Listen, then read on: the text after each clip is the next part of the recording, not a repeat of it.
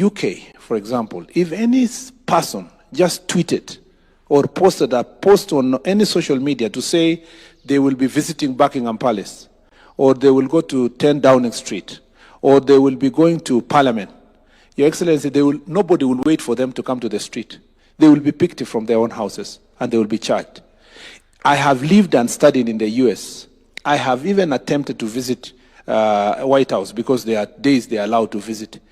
If a citizen of America, in any state, however far from the Washington DC is, was to write in their social media that let us go and invade White House, Your Excellency, the Secret Service would pick them from their homes. It is only in Kenya where a citizen will say they will invade Parliament, they will invade the judiciary, they will visit State House, and they still walk scot-free, not charged, and even when they are taken to court, Your Excellency, they will be released on, and they are told you can just go home for free.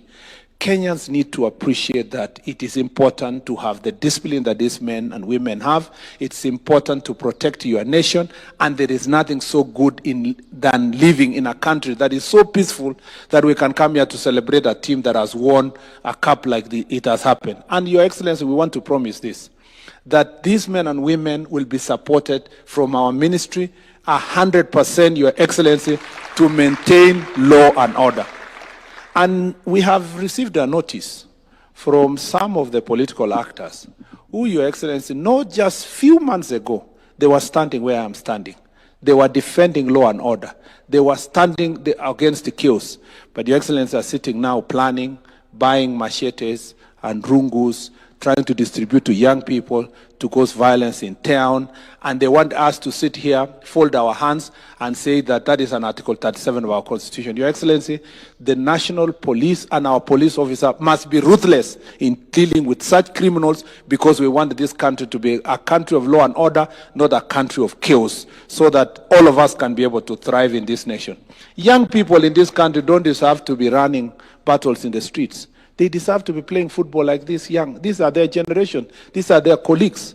We want to give them an opportunity to grow. Nimeona vijana wa Koredi kukula mchere kule State House kabisa.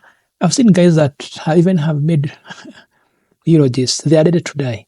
My question is, how did we arrive to this point where youth are this radicalized? This is a problem that comes up when the government of the day does not listen to the people, does not listen to the youth. And it's actual that this time, we are not in the 2022 era again.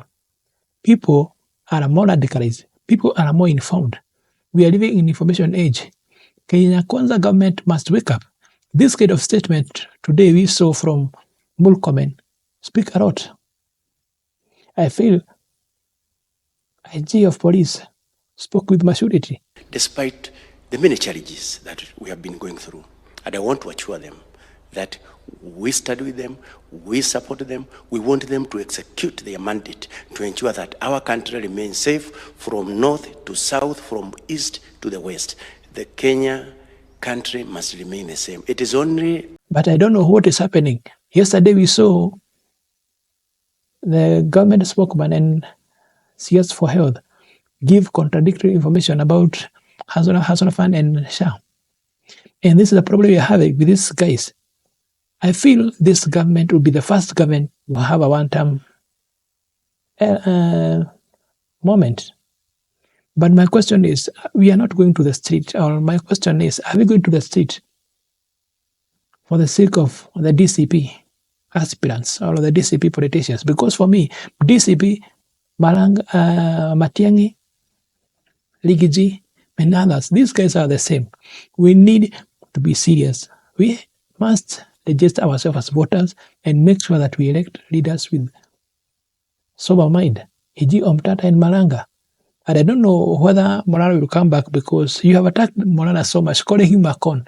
But my question is, no one have ever given even an M-Pesa statement or M-Pesa SMS to show that Moranga is a con or is a project. How can he be a project when he have exposed more than 3,000 government projects that have been stored or money was stolen? Government cannot pay someone to expose themselves. to expose itself. That is madness. And the fact that we are allowing government bloggers and some DCP bloggers to push this self-cannibalism in our movement is very low. But anyway, kesho tuamke tusikule saa breakfast because tunaweza kula supper kesho State House anyway. And I'm happy that people are pushing this government to the limit and making this government work because it has no option. It must work. Alternatively, they'll go home. Let us meet in the next video. I'm your host James. Najua na kufanyanga video nikipotea. But this time we'll try to make it more of a habit. Anyway, some things do not always go the way we want. Tuna next video. I'm your host James.